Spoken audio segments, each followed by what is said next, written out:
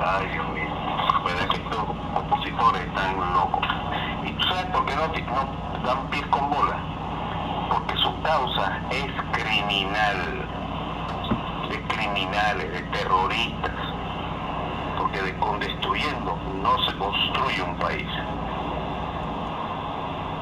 No son capaces de agarrar, ponerse, agarrar un poco de fusiles y ser familia Flores. No son capaces de eso, no. Empiezan a destruir el ambiente donde viven, ahí donde construyen las barricadas, no dejan pasar a la familia, no dejan entrar ni salir. Esa basura afuera es antihigiénica. Son locos, son suicidas, estúpidos. Y ellos juran, les metieron en la cabeza, les lavaron el cerebro, que son patriotas. Eso es lo que está sucediendo. Pobrecito. De verdad que sinceramente no sé qué decirle si son recuperables o no. Pero todo el que está caído en eso, no creo que sean personas así.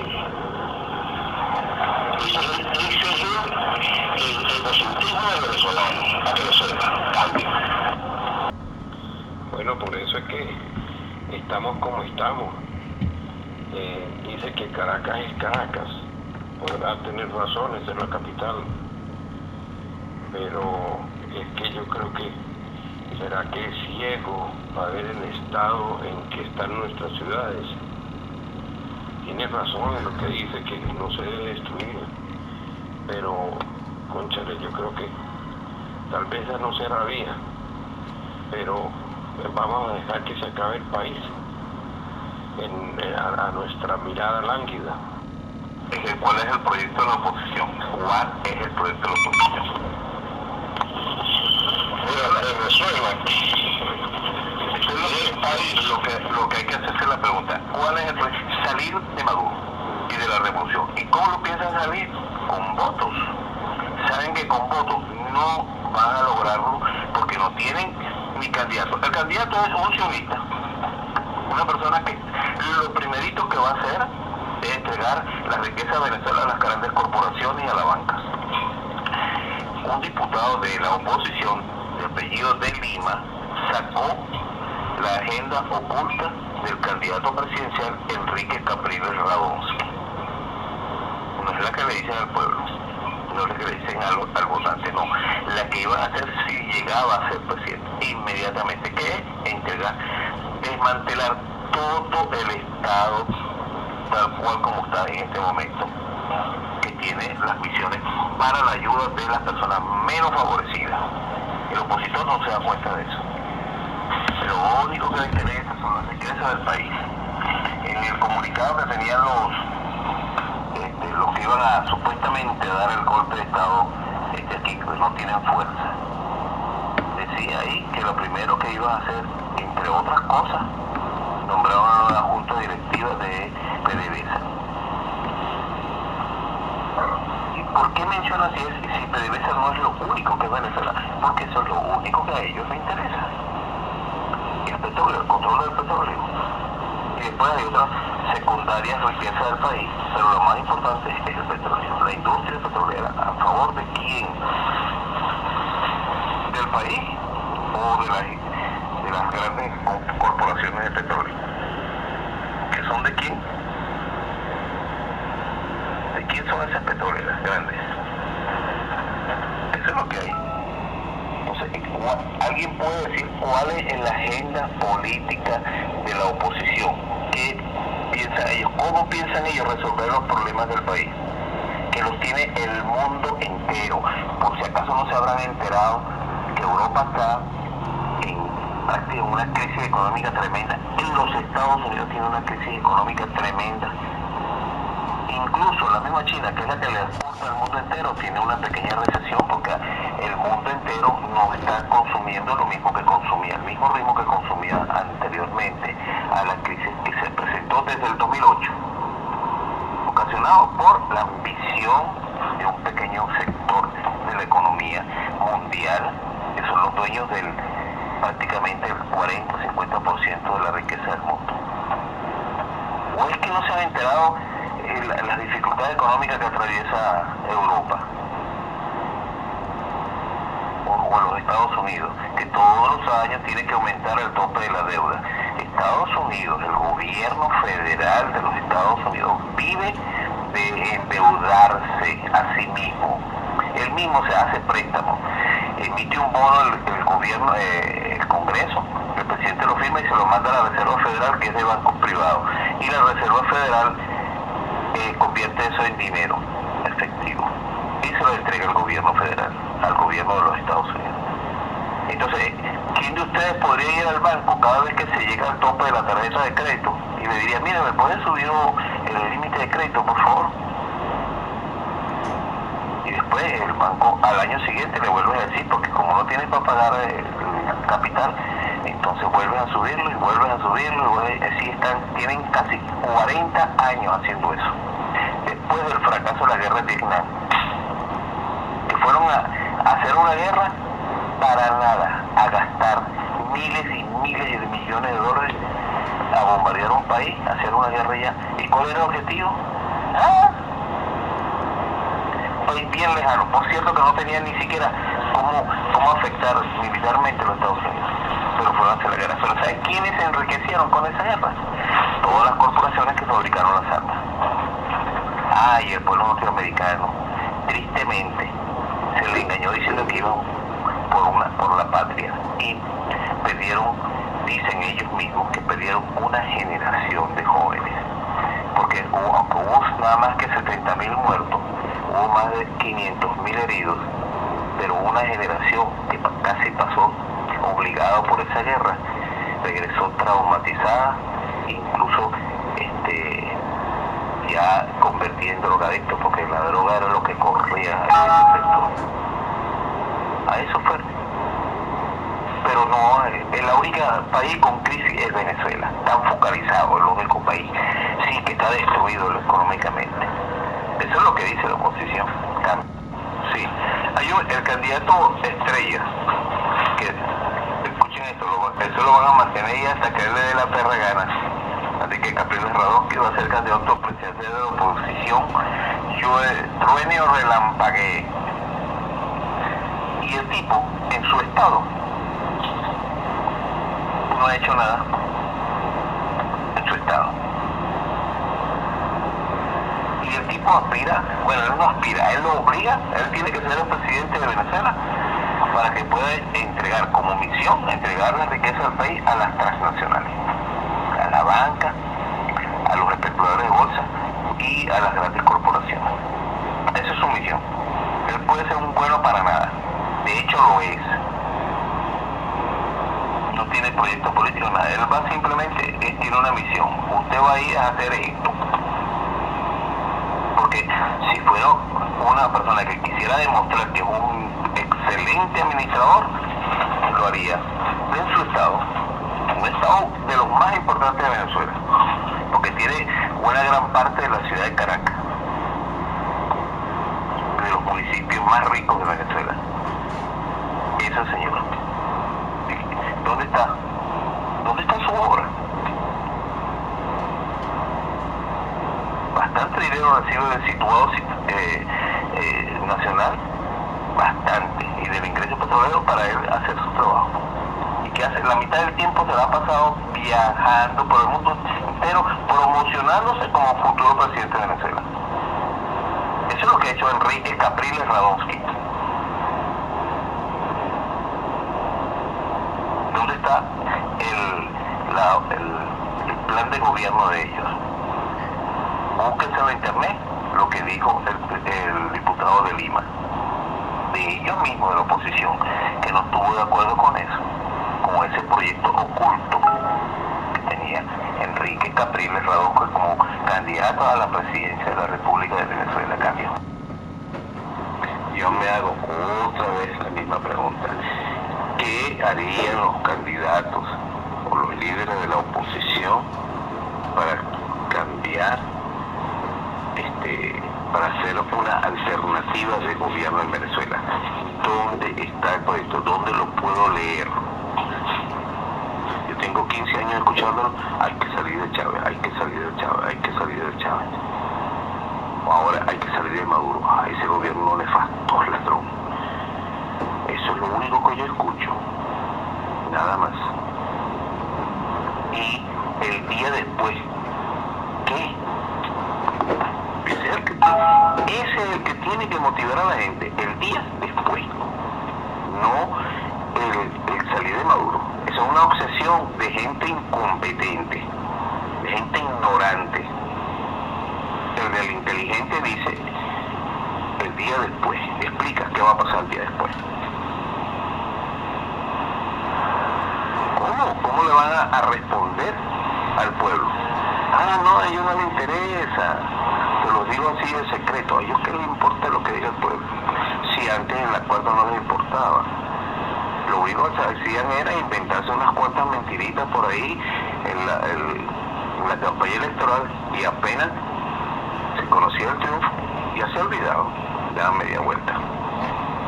Antes hacían una morisqueta hasta el gobierno, al primer gobierno de Rafael Caldera. Hasta ahí hacían unas morisquetas al pueblo. Cuando llegó Carlos Andrés Pérez, el primer gobierno, dijeron, se acabó, ya no vamos a seguir con esta mascarada. Y se aliaron de frente con las grandes corporaciones extranjeras y locales. De frente. ¿Y cómo hacían para ganar? Para ganar se robaban los votos simplemente, ya directo, en la totalización de las actas que se hacían después de las actas de votación en cada mesa. Eso lo sabe todo el mundo porque participaban miles de militantes, adecos y copellanos, miles, participaban en el fraude. Eso no era con computadora, miles de personas sabían del fraude. Entonces no lo pueden ocultar. Eran seres humanos, no robots, los que se robaban los votos de los otros partidos. Incluso cuando ganó Caldera segunda vez, dicen las malas lenguas que quien ganó fue el comandante Taparita, Andrés Velázquez. Y le dijeron, lo convencieron, le dieron unos realitos, dicen, y entonces el tiempo aceptó la derrota. Y yo me recuerdo que esa noche, quien estaba adelante en las encuestas,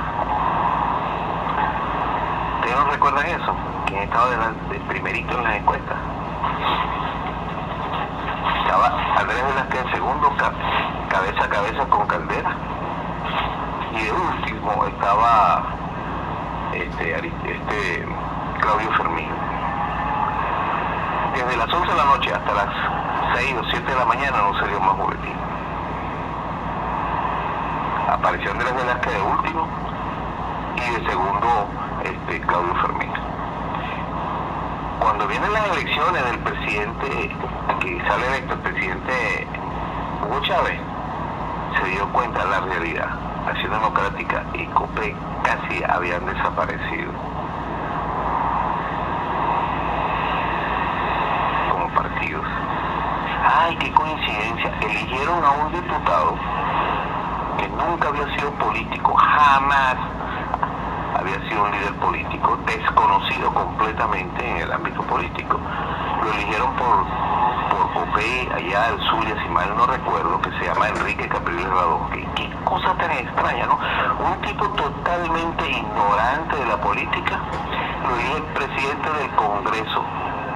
Había la Cámara de Senadores y la Cámara de Diputados. Bueno, presidente de la Cámara de Diputados, a Enrique Capriles Radón, por encima de todos los líderes, viejos líderes de Acción Democrática y COPEI, que eran la tradicional, los más reconocidos líderes de esos dos partidos, presidían o la República, o la Cámara de Senadores, o la Cámara de Diputados.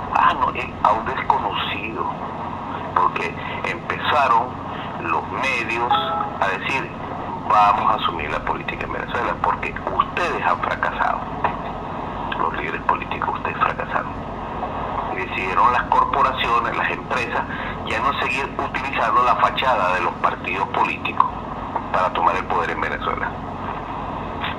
Ya, dijeron, ahora lo vamos a hacer con nuestra propia gente. Entonces metieron a ese caballo de Troya que se llama Enrique Capriles Radón. Y lo llevan. Cuando viene la nueva constitución, nuevas elecciones, pierde. no sale diputado. Entonces lo metieron primero como alcalde, lo llevaron a gobernación, pero en todo el tiempo ha estado promocionándose como presidente, porque eso es lo que ellos aspiran. Los medios y las empresas privadas, nacionales y extranjeras, buscan es poner un hombre de ellos en la cabeza de la presidencia para tomar el control definitivo de la riqueza del país. Y el pueblo a pasar hambre. Vean Europa. Ahora, por ahí he escuchado que ahora criticando el partido Podemos. Estados Unidos está ayudando a todos los partidos en Venezuela a conspirar, no a hacer política, a conspirar. Pero Venezuela apoya a un partido como por ejemplo el Podemos. Eso es un crimen. Eso sí es un crimen.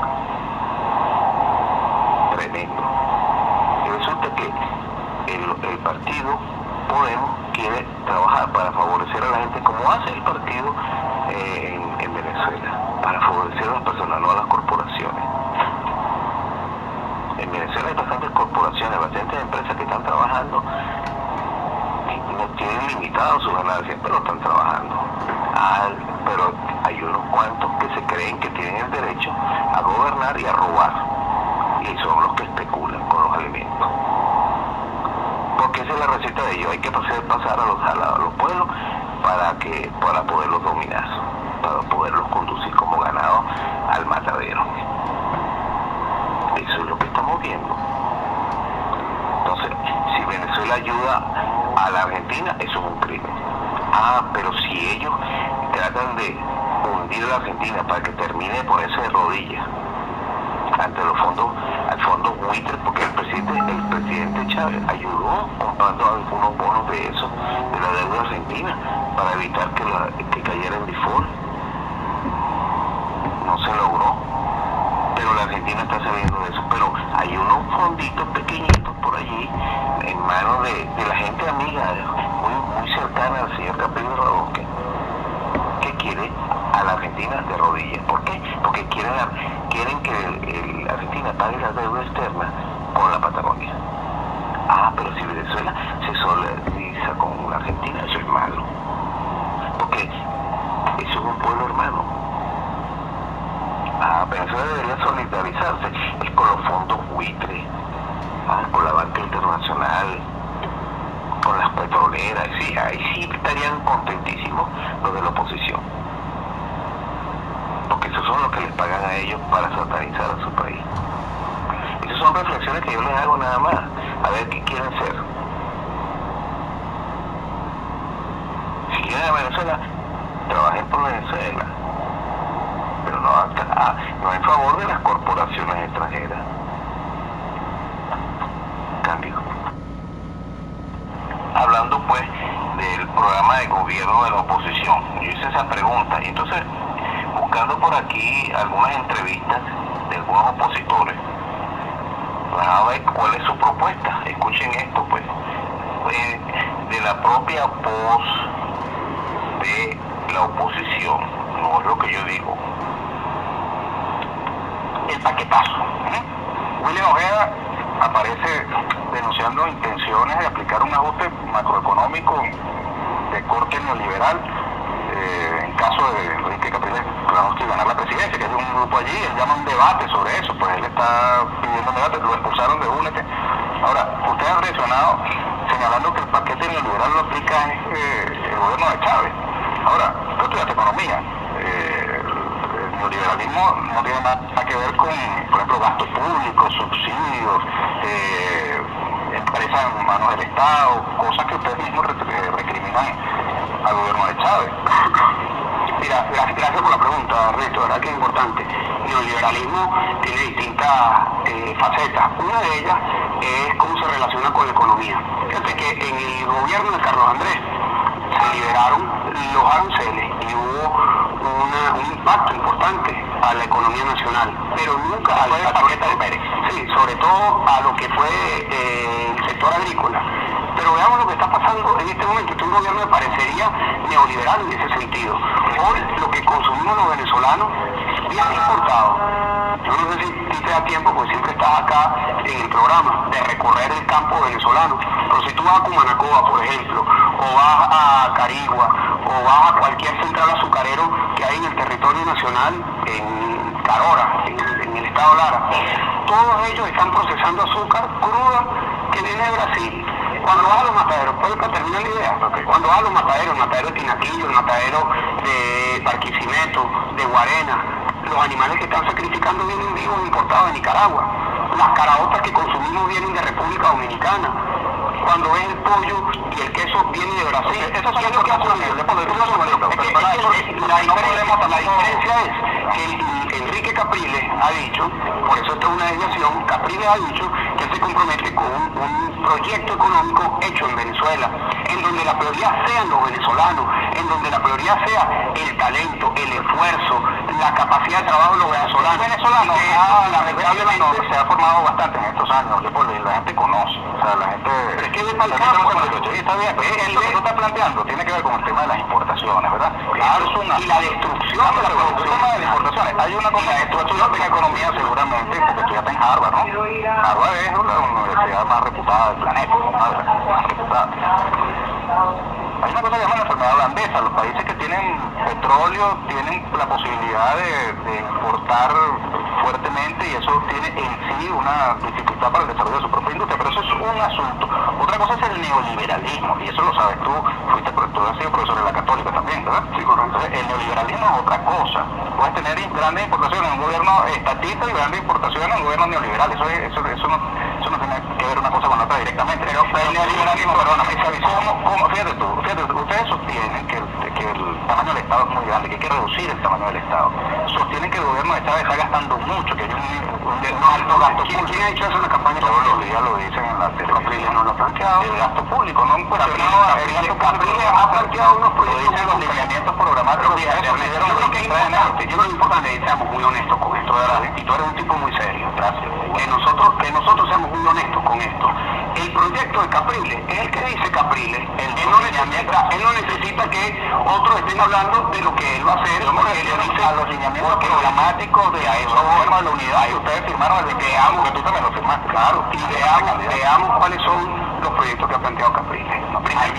En ese documento ustedes recriminan el tamaño del Estado, dicen que tiene que ir a un Estado más pequeño, que tiene que haber unas políticas que en líneas generales son el planteamiento de la política de Capriles. Si quieres, hablamos del proyecto de Capriles, o si quieres, hablamos de la estrategia que tiene el gobierno durante las últimas semanas de querer presentar que hay un paquetazo y se busca un equipo para decir que supuestamente un paquetazo y recordar el documento del 23 de enero sobre el cual estamos de acuerdo. Que se ha desvirtuado, Ernesto. ¿Existe o no existe el que se ha desvirtuado lo que significa ese documento? Eso está disponible en la página web de la mesa. Pero vayamos, ¿por qué no hablamos del programa de Capriles? Para ponernos de acuerdo, para saber de qué estamos hablando. El programa de Capriles es el que ustedes firmaron el 23 de enero. No, el programa de Capriles es en lo que habla Capriles. No, pero es lo que ustedes todos firmaron un documento públicamente para comprometerse a que cualquiera de los que salga electo aplicaba eso que está allí firmado. Allí vamos, ¿sí o no? Si quieres vamos parte a parte. ¿Sí o no? Bueno, ahí hay un documento evidentemente que firmó la unidad. Y Capriles está comprometido con eso, ¿no? Y allí hay una serie de lineamientos. Pero los lineamientos y las propuestas específicas, concretas, en todos los ámbitos, los ha venido diciendo Capriles a lo largo de estos 6 meses de campaña. Eso puede interpretarse como que Capriles no está amarrado a lo que firmaron ustedes como precandidatos ante Capriles está amarrado a lo que ha sido su compromiso público con los venezolanos. Entonces ustedes quieren olvidar entonces los lineamientos programáticos del 23 de enero, eso que ustedes firmaron. Mira, allí hay algunos aspectos que están en sintonía y otros tendrán que revisarse.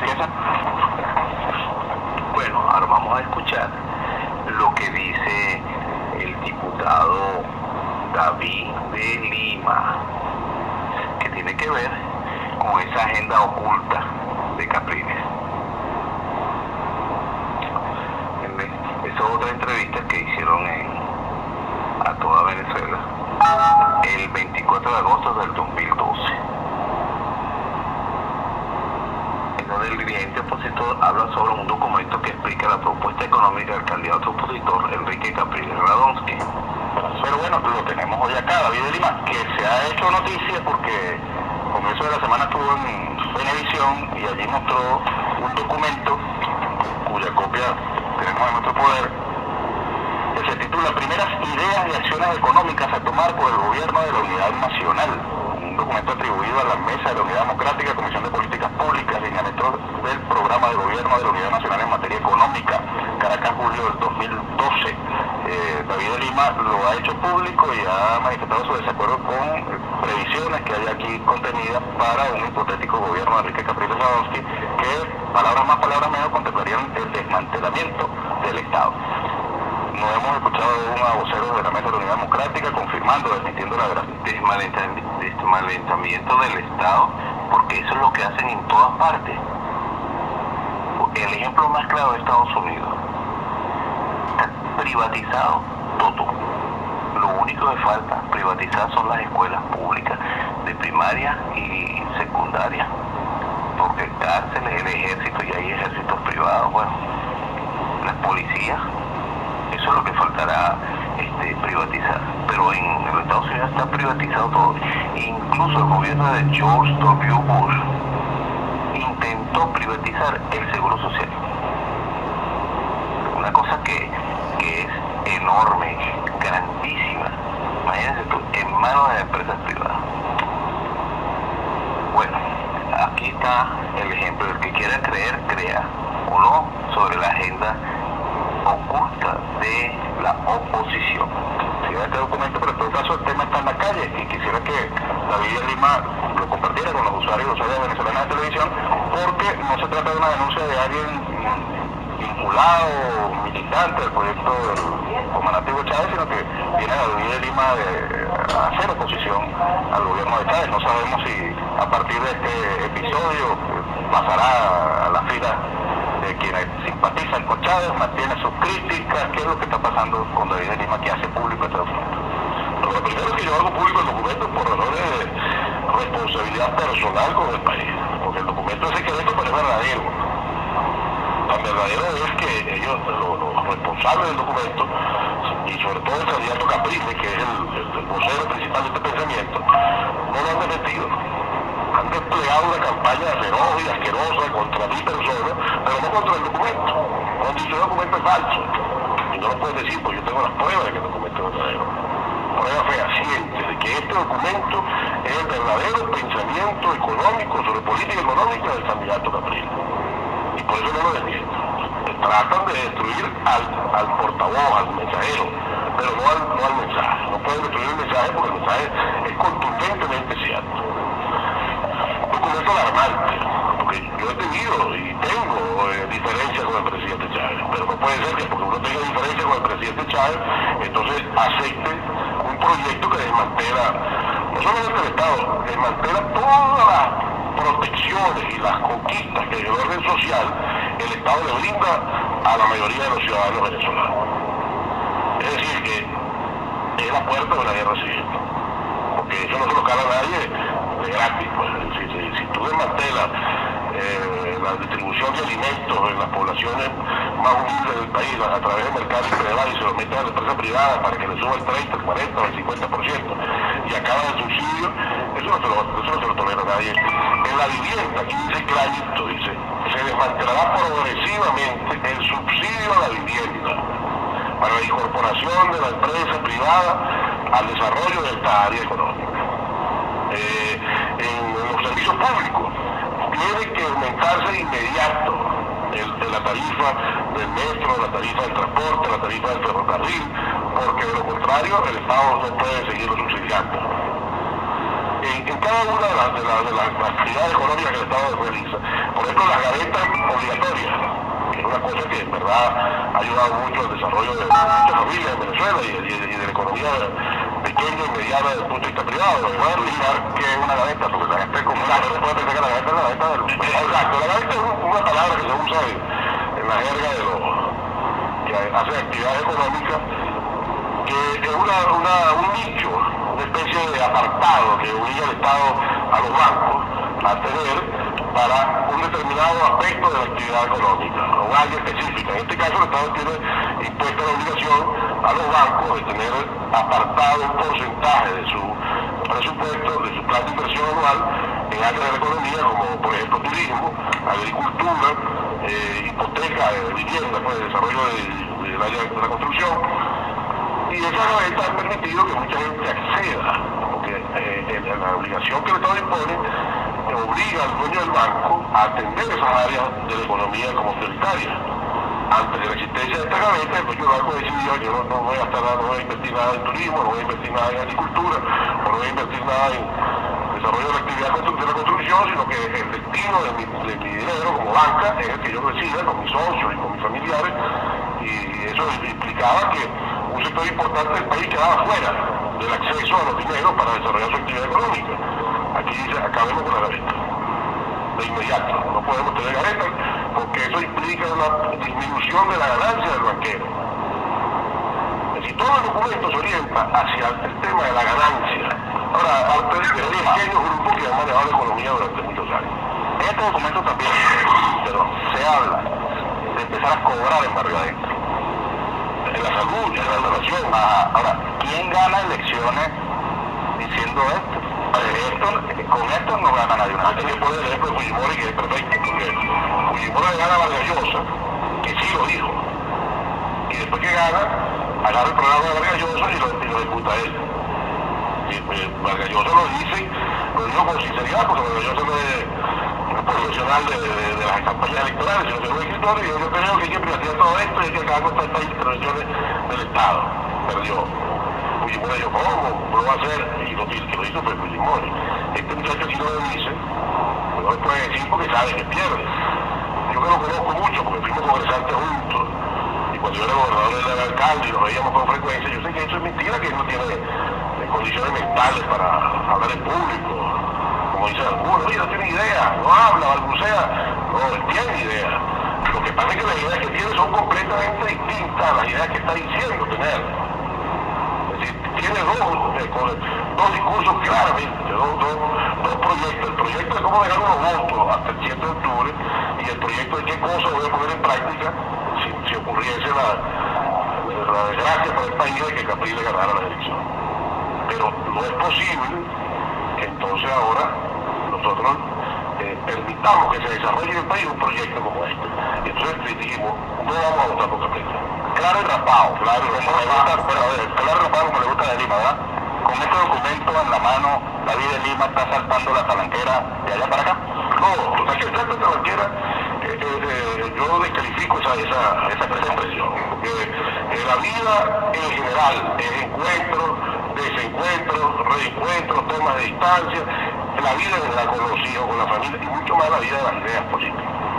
Sobre todo el que tiene una larga trayectoria en la política de los 12 años. El que no cambia de opinión, dice por ahí siempre Teodoro Pecos, que está bravo conmigo ahorita, dice que el que no cambia de opinión es un idiota. El que no es capaz de cambiar y de expresar su pensamiento de acuerdo a las análisis que haga de las circunstancias es un idiota. En este caso no se trata tanto de talanquera. Hay un grupo importantísimo de venezolanos que oscila alrededor del 10 al 12% que no ha decidido por quién votar todavía, que tiene un proceso de reflexión para decidir por quién votar, que analiza cada uno de los candidatos, sus ventajas y sus desventajas, y que decidirá por quién votar en las próximas semanas. En el caso nuestro, que formamos parte de ese 12%, ya sabemos por quién no votar. Hemos decidido no votar por Capriles y estamos haciendo un enorme esfuerzo para que la gente de la clase media venezolana, para que la gente del pensamiento independiente, la gente que analiza su voto, no vote por Capriles. En eso estamos en este momento. Y no vote por Capriles, sí vamos a votar por Capriles, pero es que esto no puede permitirlo en Venezuela, porque esto traería un baño de sangre a Venezuela. Entre quienes quieren imponer la ganancia como concepto principal de la política económica del Estado y quienes tienen que defender los derechos conquistados como protección a la calidad de vida.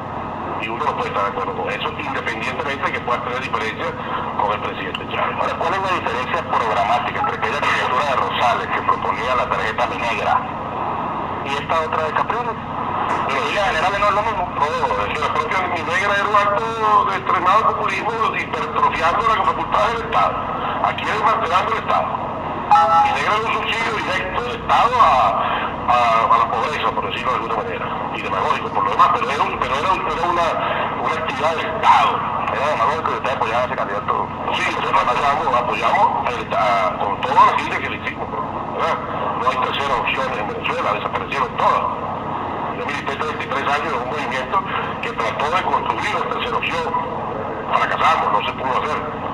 frente a eso, ¿qué hace? Por eso es que hay voto blando, voto duro, voto light, porque hay distintas maneras de aproximarse a un proyecto, distintas maneras de aproximarse a una candidatura o a una tarjeta. Niveles de identificación. Exacto, niveles de identificación. Yo estoy seguro que, por ejemplo, en el caso de Capriles, que hay 25, 24, 23 tarjetas, mucha de esa gente no está de acuerdo con esto. Y no te extraña que no te sorprende que lo hagan saber. Esto no se queda aquí, ¿no? Ahí hay ahorita, me importa que hay un debate y una reacción de irritación y de protesta por la agenda oculta de Capriles. Y la hay dentro de los que lo apoyan en este momento. Es decir, siempre puede haber algo peor. Y en el caso del país actual, a Chávez yo le tengo algunas críticas, muchas, pero a Chávez hay que reconocerle que en este momento, tú quitas todo mantenas todo esto que el presidente Chávez ha construido, y aquí viene un baño de sangre. Y lo desmantela abruptamente y radicalmente, como se plantea. Perdón, ellos hablan de gradualismo, porque el señor Guerra ha dado declaraciones en el sentido de que aquí tiene que haber un ajuste gradual, que el desmontaje de los controles, por ejemplo, los controles del precio, el control del cambio, tendría que ser una cosa gradual, y que en términos de los 6 años habría una normalidad de la velocidad de los grados, porque hay grados, hay bachillerato de 5 años, pero también hay una cosa que se llama para sistema, donde tú te gradúas gradualmente en 6 meses y tú sacas los 5 años.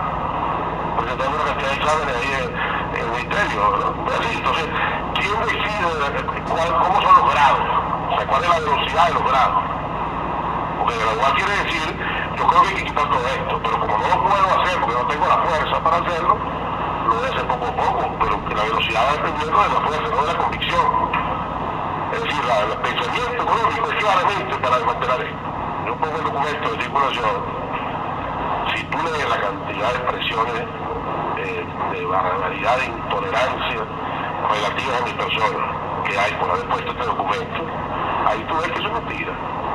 El verdadero pensamiento subyace allí, basta que tú medio raspes la piel y ves cuál es la verdadera color de la sangre de estos compañeros. Ellos critican que supuestamente aquí hay una restricción de la libertad de expresión, pero basta que tú te desmarques de ellos para que tú seas una basura.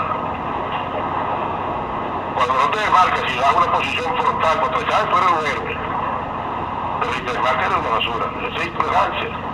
Hay un pensamiento claro que no se ha cambiado. A mí Capriles es lo mismo que Carmona. ¿Quién? Capriles es lo mismo que Carmona.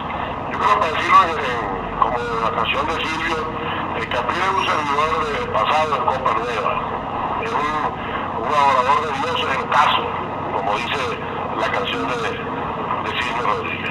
Y lo dice también lo dice el Evangelio, lo dice Jesús, pues vino viejo, vengo de nuevo.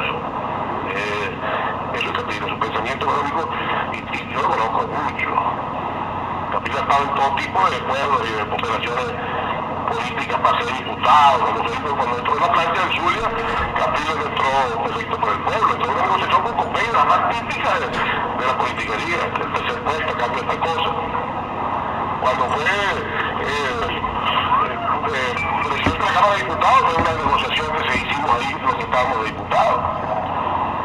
Fue gobernador de Miranda por una casualidad, porque se invalidó la candidatura de Enrique Mendoza. ¿Y cómo ha tratado a Mendoza? Ahí tú ves qué clase de concepto tiene de la lealtad, de la solidaridad, de la amistad, de la inclusión. A Mendoza lo han pateado. Y sin Mendoza, Capriles no hubiera sido gobernador nunca. Jamás. Y si no hubiera sido gobernador, hubiera sido candidato presidencial.